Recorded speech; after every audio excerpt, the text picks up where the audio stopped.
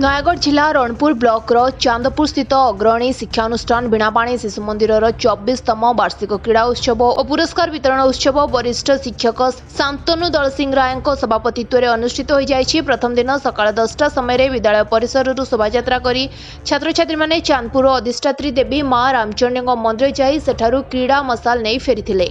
क्रीड़ा मसाल विद्यालय को आसिबा परे विद्यालय परिचालना कमिटी सदस्यों द्वारा वार्षिक क्रीड़ा उत्सव उद्घाटन करा जायतिला। समस्त परिचालना कमिटी सदस्य मिसी पताका उत्तोलन पूर्वक प्रतियोगिता को आरंभ करथिले। विभिन्न खेल प्रतियोगिता माध्यम दौड़ प्रतियोगिता, संगीत, चौकी, अंक दौड़, फूल बाल्टी, बैगण बाल्टी, लंब डिया, उच्च डिया आदि प्रतियोगिता होइतिला। अभिभावक माने छात्र छात्री मानकु उत्साहित करबा सहित अनेक सहयोग मध्य करथिले।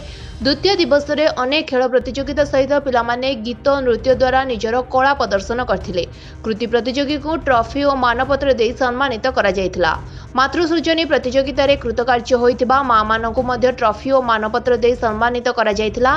कार्यक्रम रे मुख्य अतिथि भावे कंध नयागढ़ सरपंच गुलुबास सुबुद्धि, साहित्यिक शिक्षक श्यामसुंदर विश्वाल, कमिटीर सदस्य प्रदीप कुमार साहू, ब्रजबंधु साहू, शंकर साहू, बसंत साहू, रवींद्र कुमार बेहरा प्रमुख जोग देथिले। कार्यक्रम रे प्रधान शिक्षयित्री श्रीमती शैलबाला देई, श्रीमती कमिना रणा, ममता दास और समस्त गुरुजी गुरुमा माने सहयोग करथिले। उद्यापनी दिवस रे पिलामानकर सांस्कृतिक कार्यक्रम बेस आकर्षणीय होइथिला।